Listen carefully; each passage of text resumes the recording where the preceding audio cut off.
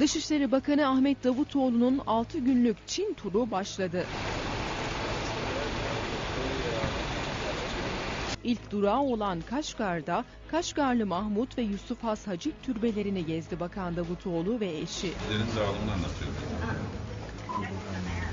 Türbeler hakkında bilgi alan Bakan Davutoğlu ve eşi Sare Davutoğlu tarihi mekanlardan oldukça etkilendi. Sare Davutoğlu'nun zaman zaman duygulandığı görüldü.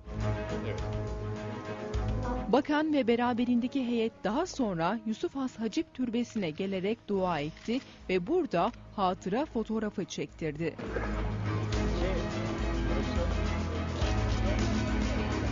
Ziyaretlerine ilişkin kısa bir bilgi vermeyi de ihmal etmedi Davutoğlu. Hem kültürel hem ekonomik hem siyasi bakımdan önemli görüşmeler gerçekleştireceğiz. Bir anlamda kültürel olarak başladık.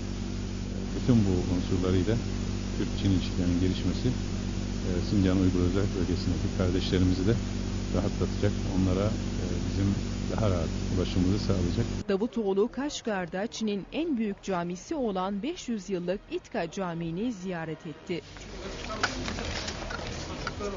Davutoğlu, eşi Sare Davutoğlu'nun da eşlik ettiği cami ziyareti sonrası çevredeki esnafla, orada bulunan vatandaşlarla sohbet etti, çocukları sevdi.